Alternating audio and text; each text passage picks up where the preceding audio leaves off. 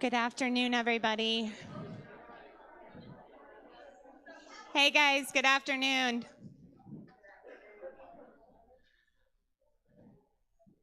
It is a sad, hard day to gather with a lot of faces that haven't all been in the same room in the same place for a really long time.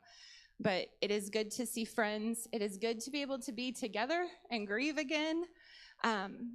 And I'm excited to just spend some time today honoring Cave, honoring his life, his legacy, and his friendship.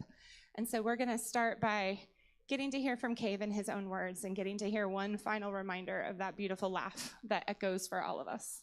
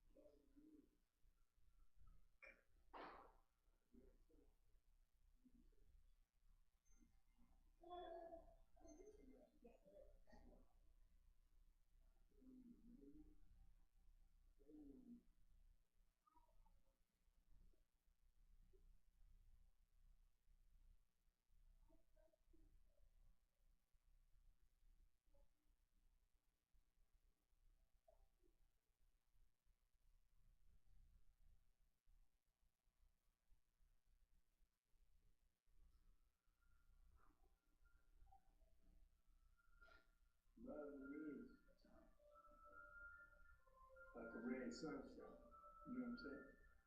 So they smile. If I make somebody smile that don't even know me, they will remember me next time they see me.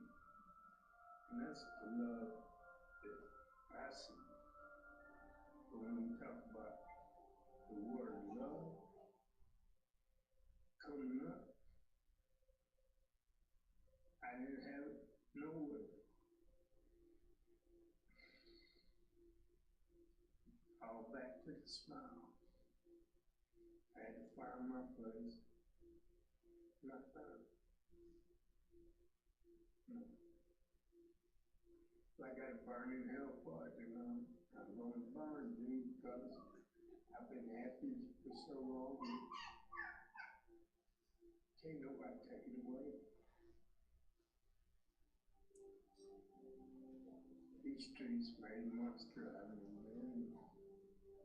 The monster's made out of, you know what I'm saying? I love you. It's all cool.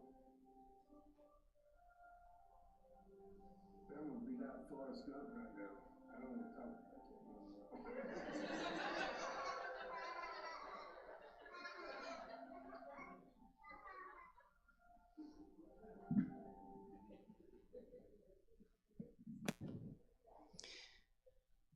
I want to thank Randy Bacon for giving us permission to share that.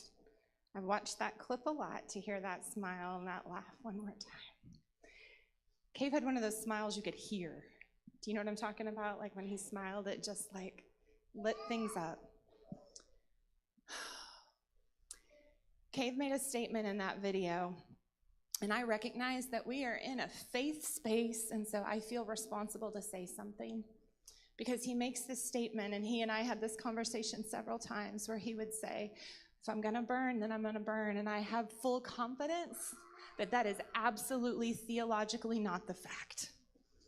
And I feel like I need to say that in this space because I know that a lot of us have seen and experienced people who have used imagery like that against us. And I think it's important that we speak over that, and I tried to speak over that with him many times over the years as we talked.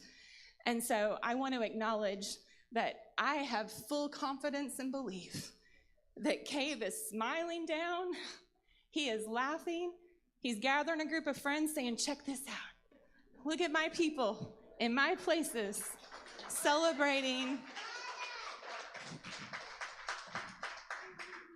Look what I did.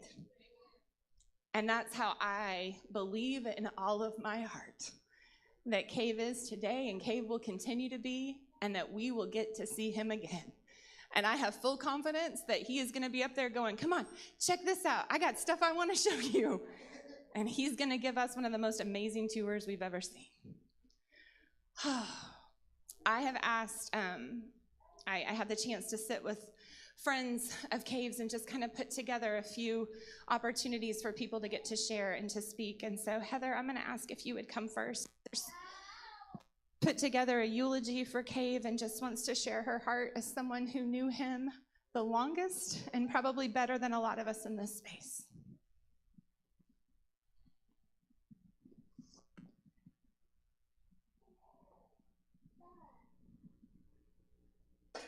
Okay, I'm pretty nervous. Thanks. I gotta put on my glasses.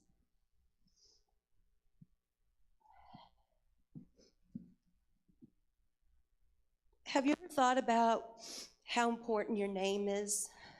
It's how people identify who you are. So much of our identity is wrapped up in that name our parents gave us when we were just babies, and we were all someone's baby. Almost 11 years ago, I met a man everyone referred to as Caveman. I took an immediate liking to him. I think we all did. Within months of meeting Caveman, he was beaten very badly. He had to be hospitalized. That was when I realized, and many of us realized, we didn't know his name.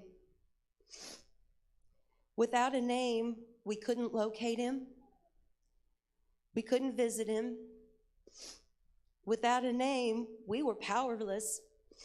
And frankly, we were useless to him at that particular moment in time. My friend Heidi Sanders did some asking around, and Sherry was around back then too.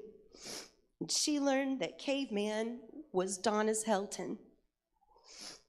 Armed with the name, I was determined to locate someone in his family. And thanks to the internet, I connected with his sister in probably less than a day. Suddenly, I had a new friend, and her name was Marsha Lynn. Hi, Marsha, if you're watching on Facebook Live. I love you. Later, I made yet another friend, a niece, who loved and admired a man his family affectionately called Dee Dee. Over the years, through these relationships, I learned a lot about Dee Dee. Our friend Caveman was born Donis Helton on June 14th, 1966. He was the youngest of 5 siblings. He had 3 older sisters and 1 older brother. His parents were named Donald Ward Helton and Alvaline Helton. He was preceded in death by his brother, 1 sister, and both parents. Some of you are going to love this story. From the time he was a little boy, he would say all of America celebrated his birthday because his birthday was on Flag Day.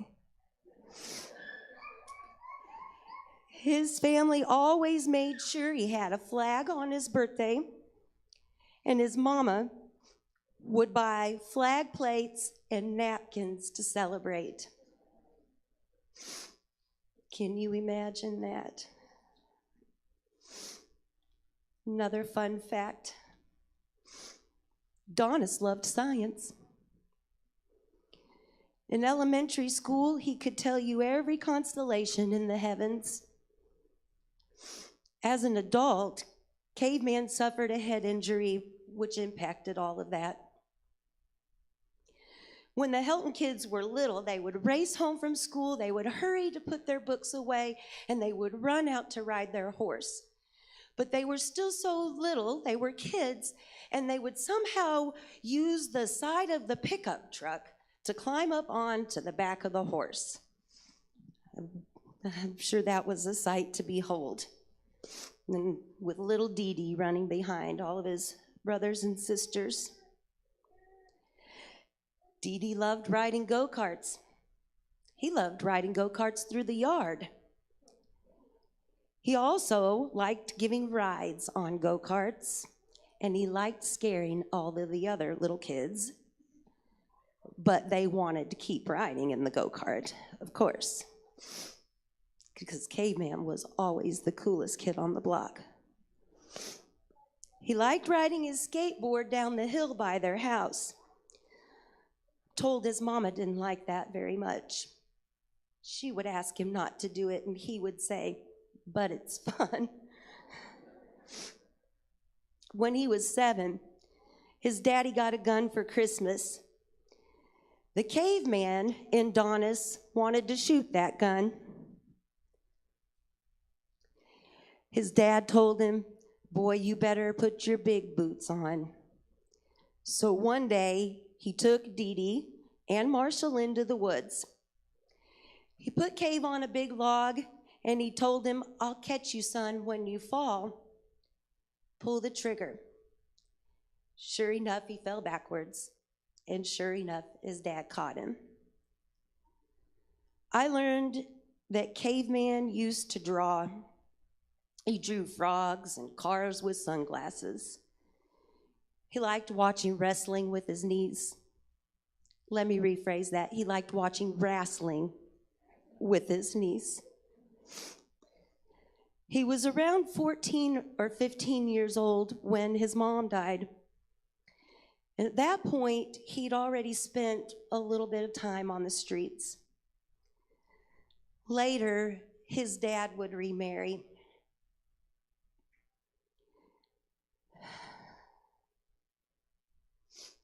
His stepmother had 2 children, and naturally, she favored her own son. You see, Dee Dee couldn't live in the home anymore, but his stepbrother could. Last night, Marsha Lynn told me, and I quote, "Daddy loved Dee Dee. He just didn't like his way." That's when Dee Dee started to become the caveman we knew and loved. Along the way, he married. He had a son named Dallas. I'm told he even has a granddaughter. Somehow, he eventually found himself in Joplin. I'm not sure how. Someone here probably does know. And if you do, come share with me later. But then he landed in Springfield, where he stayed. Although, at one point in time, he was planning to leave Springfield to follow a Ronnie James Dio tribute band. That's a true story.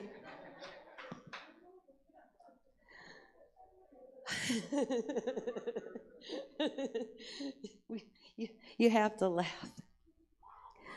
Last night I asked his sister, Marsha Lynn, "What do you want people to know about your brother?"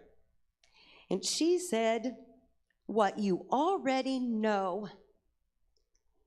He had the biggest heart.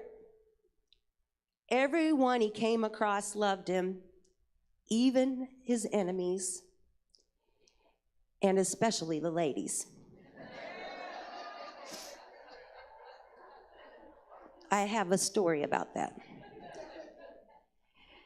He was charming, and he had a big smile. Marcia said she loved her brother. She already misses his calls. His niece described him as her childhood playmate, and she said that she loves Dee Dee with all of her soul. I want to end with this one message. His family wants me to share with you that Donis loved every one of you all. Their Dee Dee was grateful. Our caveman was especially grateful for you ladies. You all know who I'm talking about. He would frequently tell his family, "I don't know what I would do without them." Thank you.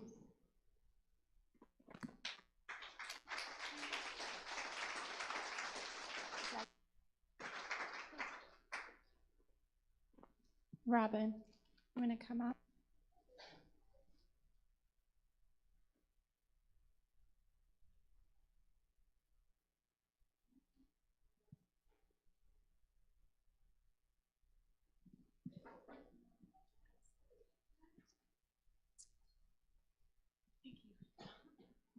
Hi, I know a lot of you in here, and some of you I don't, but my name is Robin, and I met Cave way back in the beginning at Bill's place, which was, Jim Payne. We started serving there, so it was probably in 2008, 2009.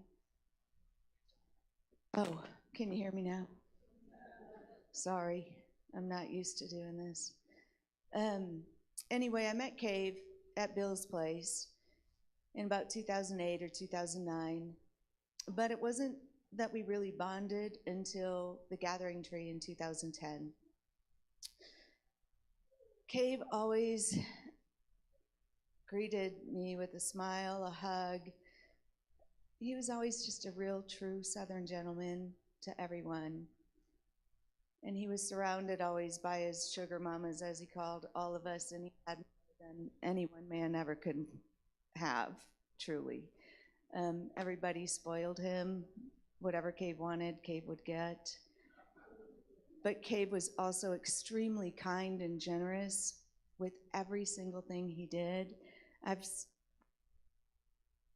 asked bus pass, his last dollar, share his earthquake, whatever it may be. During the time, we ended up spending many, many lunches, many afternoons, going to the dugout. We would go with Lee, Omari, most of you know as Escabro, Kim Kraft, Debbie Bills. We would go, and Cave loved to play that game. There's a little round hook out on their patio, and you have to get it throw this ring on this hook. We would spend hours out there playing that game, listening to his laughs, and yeah, I'd buy him beer and his chewing tobacco, so he was happy. And we had tons of laughs and stories, and I still have about 15 messages on my phone I've saved throughout the year, and they're all the same. Hey, Miss Robin, it's Caveman. I just wanted to call and tell you I love you and I miss you. It just, I can't bring myself to ever delete those messages. Sorry. Anyway, as time progressed with us, there were many, many hospital stays, as you all know. So I'd go and visit him, and at the time he told me he wanted strawberry shakes. So every day I'd go and I'd bring him one from a different place so he could decide which one was his favorite. At the time, Brahms was the winner. So I ended up just bringing him Brahms every time he was in the hospital from there.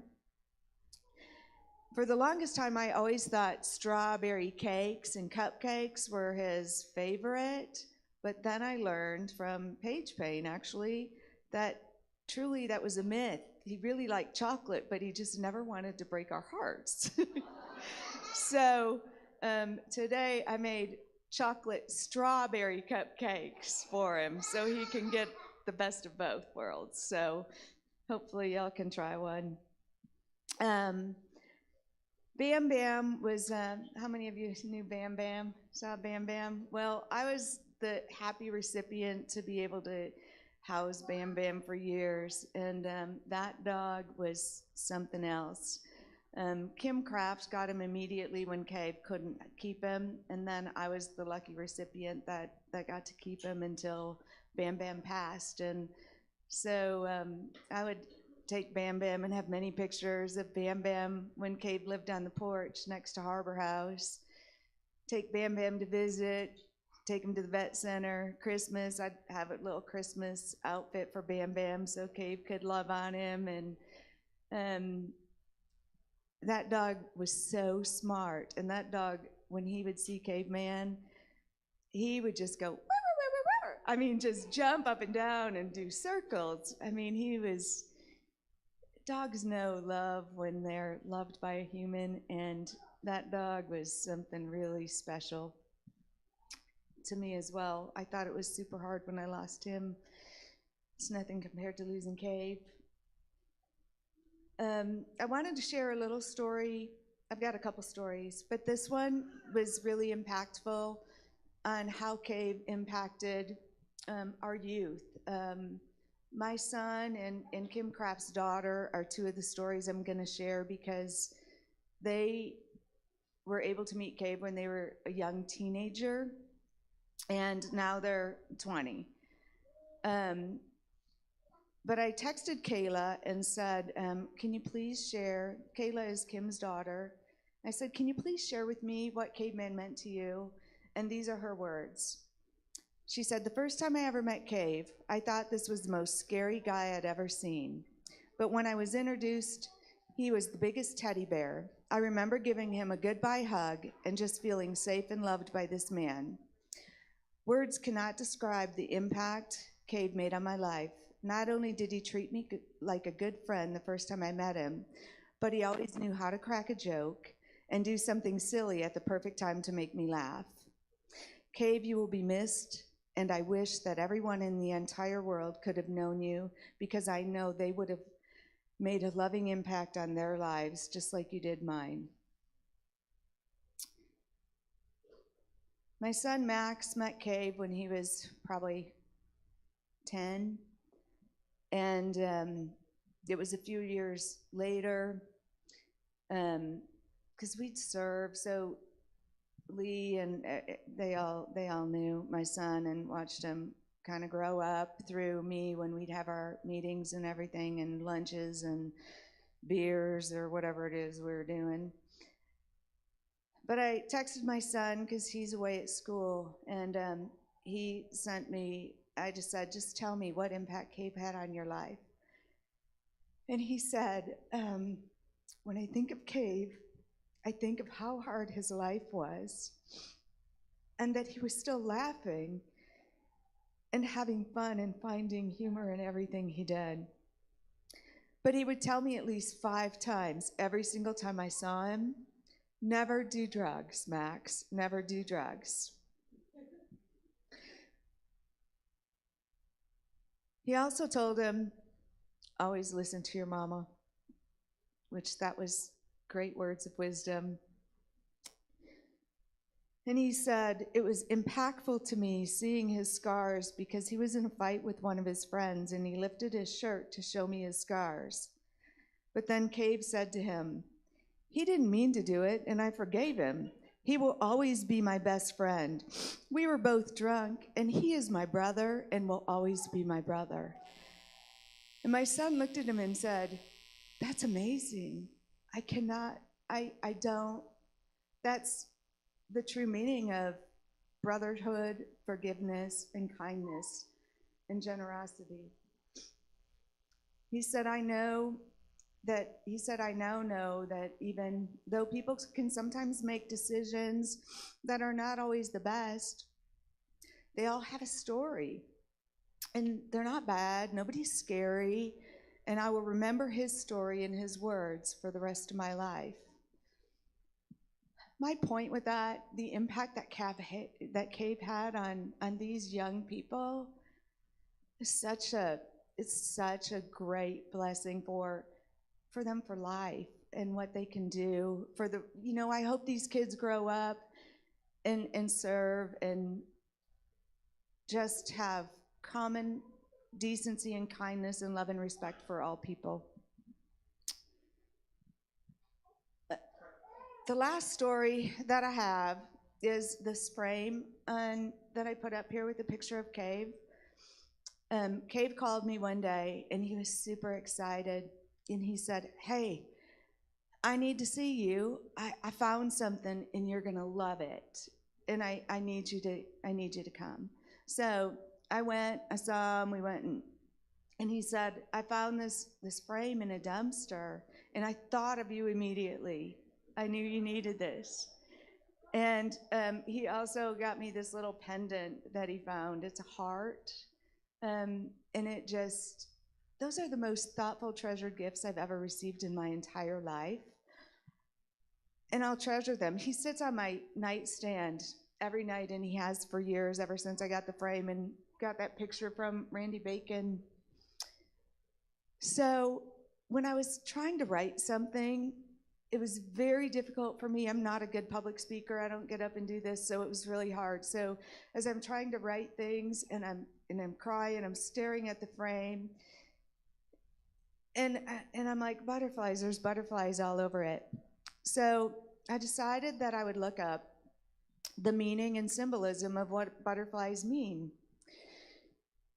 So I found something that was written by a lady named Sarah Reagan, who's a spirituality writer. And this is what she said. Butterflies represent transformation on all levels. They show us the importance of surrender and trust as part of growth and renewal. Butterflies also symbolize rebirth, hope, and bravery, all of which Cave was. The butterfly encourages us to flow through this transformation with confidence. Much like us, caterpillars have no way of knowing what's coming next, but they go on anyway, allowing death and transformation to take place. That is the true symbol of freedom. Cave is now free of his inner demons that haunted him, and he will forever fly free in peace, knowing he was so deeply loved. So the next time you're surrounded by butterflies, think of Cave and remember he is with us always and flying free. In ending, I'm going to end in Cave's words. Love to me is like a ray of sunshine. It all comes back to the smile. So keep on smiling.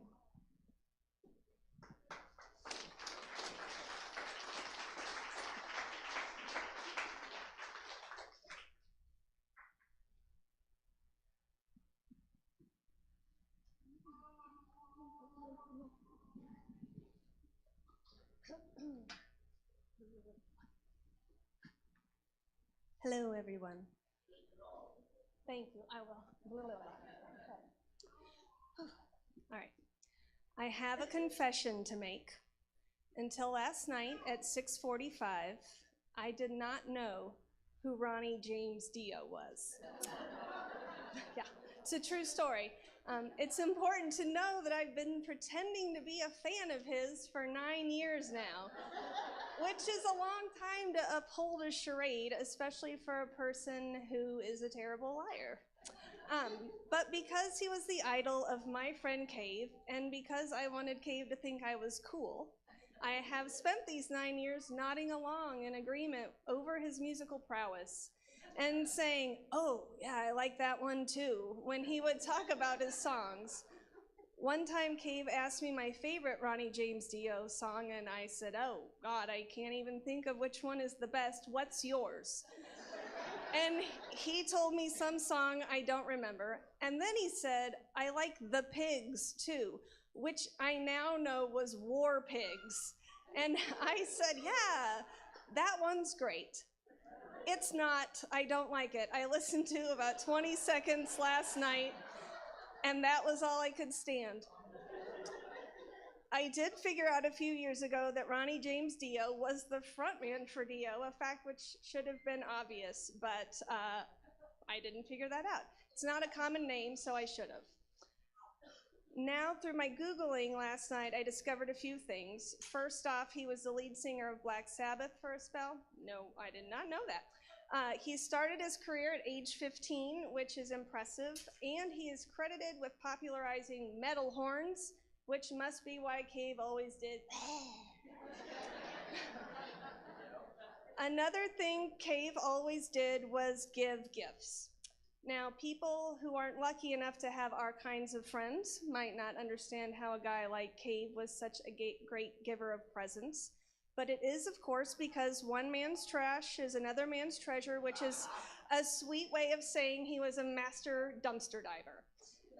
I think we can all agree he found the best treasures. If you were lucky enough to be one of his sugar mamas, you got them for free, while other people had to pay. My friend Kevin, who runs Springfield Paper, commented on a post that the last time he saw Cave, he had walked into Kevin's office with a chair and said, "You want to buy this chair?" And Kevin bought the chair. So, yeah. For me, the best gift I ever got was a purple leather and feather dream catcher, which has been hanging above where I sleep since the day he gave it to me. And I didn't think about this morning, but he also gave me this shirt. So he thought a lot about these gifts and finding the perfect one for the perfect person. And while he loved all of us sugar mamas a lot, there was one he loved the most. One day, I was out behind vets with him, probably sneaking him boots or booze money, and he suddenly said, "Hey, sweetie, check this out." And from inside his jacket, he pulled out what I think was an album, though I can't exactly remember. I just remember that it was big enough that I thought immediately, how the hell did he have this in his jacket the whole time? He told me, "I got this for Miss Sherry. You think she'll like it?" And I assured him that Sherry would like anything he gave her. And he said, "I know, but it's Sherry, so it has to be special like her." Then he looked me right in the eyes and he said, "I love her so much. I wish our lives were different because I would marry her and spend every day making her happy. And I'm telling her this now because she was worried that he would never know how much she loved him back. And I promise you that he knew." And I'm done. What do I do?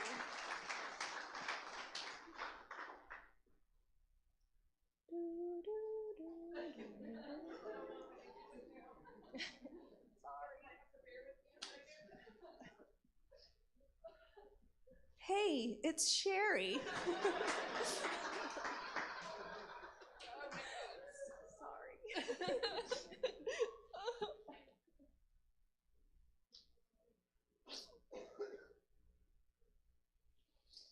Get it together, girl. Oh my gosh. I was worried about that he didn't know how much I loved him, how much I love him. I've struggled for days to come up with words that would embody Cave, and honestly, there isn't enough words in the dictionary to really describe him. He was larger than life. He could make you giggle and sometimes even blush. I remember meeting him at the gathering tree on the corner of Walnut and Campbell.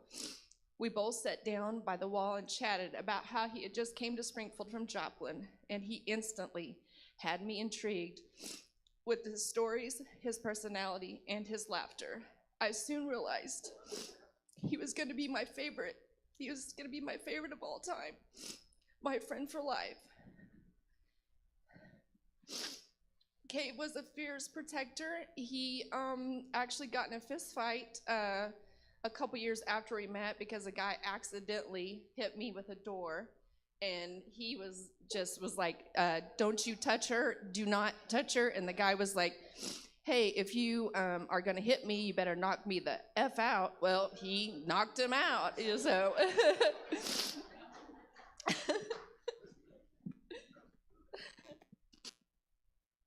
He was a jokester, a gift giver, best gift giver ever, I may add, which we all know. I have so many trinkets and pictures and everything that he's given me.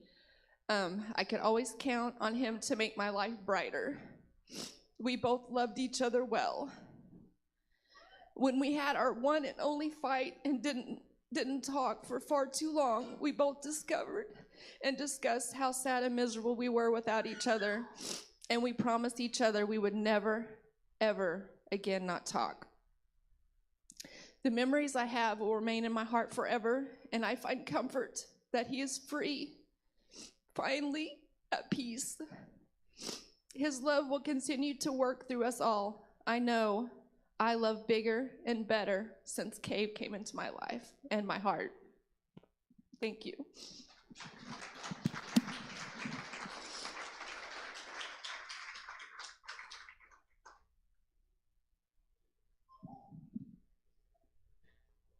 I think everybody woo, in this room could get up here and tell stories to make us all laugh and funny memories.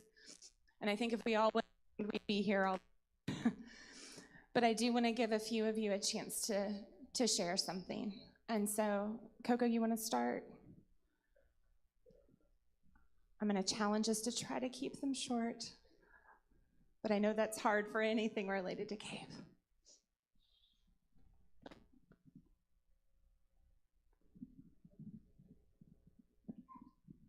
I'm here to make you laugh, because if he was in here, he would be appalled at all of us crying. I only know Cave from the viewpoint of a friend, and maybe somebody that he lightly harassed every once in a while. I want to know, because I feel cheated. How many of you were promised cave babies and howling at the moon? Hands up, I want to see them, because I feel, yeah, that's what I thought. I thought maybe I was special. I would have given him some. It's just, he had to catch me at the right time, and our paths never crossed. He's the only man in the world I would ever let speak to me like that. He would, that's what. His absence is going to be heard and felt the rest of our lives. I don't think I've ever met anybody like him, and I don't think I ever will again. And I'm just really grateful that you all loved him and you all knew him, and we all got to see this bright star of a human being come past us.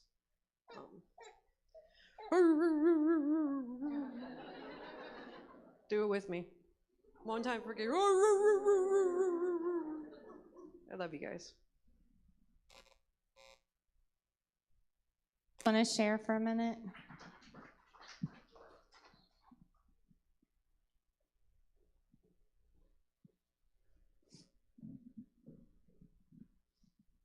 I've known K-Man for about 20 years.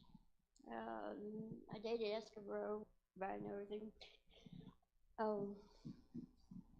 Okay, I just got off the street one time and I got an apartment at 911 North Main, of all things. I don't know, a bunch of us did. I was so excited. I had got this apartment. And my mom was an alcoholic, okay? And I was like, man, she's coming to stay the night with me.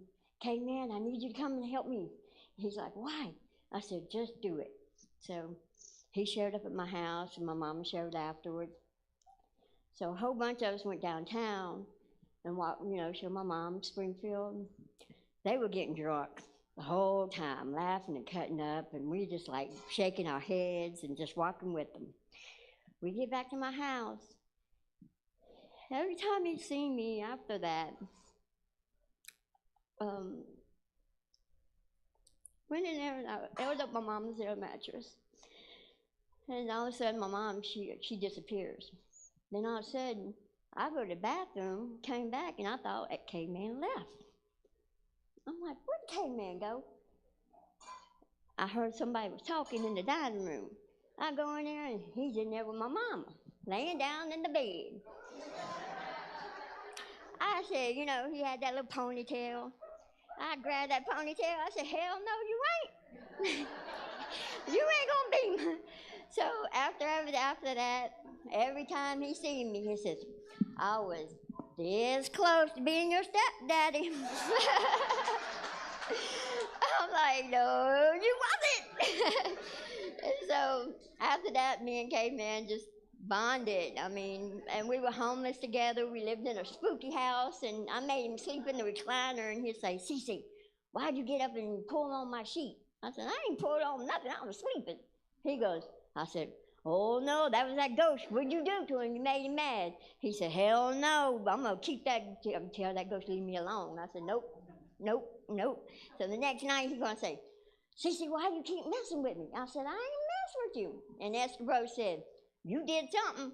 So the next night, he said, I ain't sleeping in that house, I'm sleeping on the front porch. Oh my goodness. Anybody else want to share?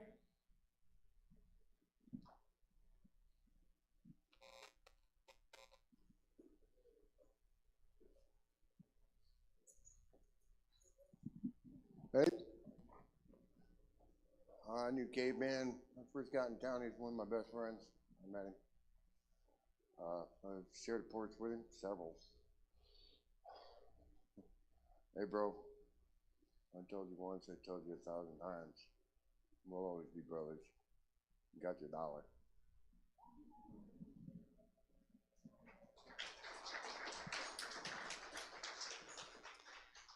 Anybody else?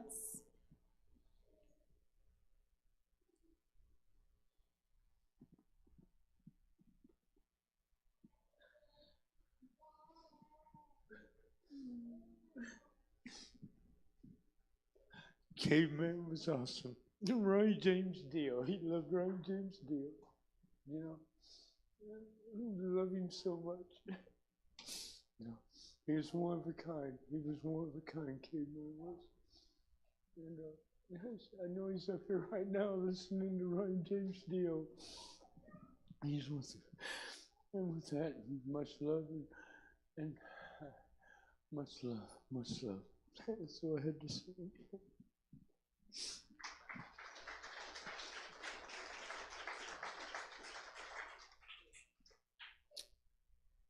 So we were trying to think of a way that would be fitting for Cave. You know, sometimes when things happen suddenly, we don't have a lot of warning. We don't always make the most of those last moments because we don't always know that they are our last moments. And we don't always make the most of our last interactions. We don't say the things we wish we would have said because we thought we'd have more time. And I think all of us in this room felt like we would have more time. We would have more time to cut it up and joke and pretend to know Ronnie James Dio. Whitney, I'm not gonna lie, this was my first week to listen to it too. I know. And I listened to a lot of it, so. Please, do you wanna come get a microphone?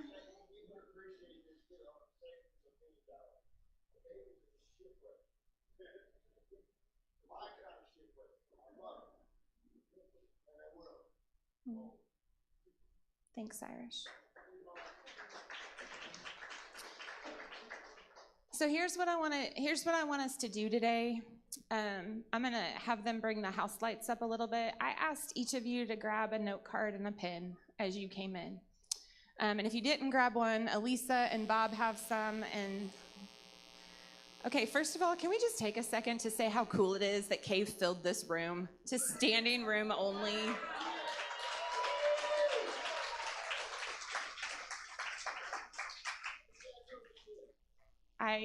I know a lot of people who live in a lot of big houses and drive really fancy cars who wouldn't fill this place up. Here's what I want you to do. We are gonna play a Ronnie James Dio song. We are gonna rock out to Rainbows in the Dark. And while it plays, here's what I wanna challenge you to do. I want you to write your goodbye to Cave on a card. If it wouldn't have rained, we were gonna have a bonfire outside and we would have burned them because it's a little nicer on the environment than a balloon launch. But here's what we're gonna do instead. This spring, we are gonna plant a memorial garden here on our grounds. And we're gonna be able to add plaques of our friends that we lose. And so I have added 2 boxes on the front down here. And here's what I wanna invite you to do is to leave your goodbye in one of those boxes. And I am going to add them to our compost pile. And we are going to plant them with our flowers this spring and let our goodbyes turn into something really beautiful. I'm not gonna read them. I won't know it's from you. So I invite you, because I'm a big believer that closure is important. Take these next few minutes and just get to kind of capture some things that you would have loved to have had a chance to say, and for him to give you one of those big famous smiles and hugs right back. So enjoy some Johnny Ray Dio for a minute, and Ronnie J. I'm sorry. God, told you I would screw that up. Enjoy.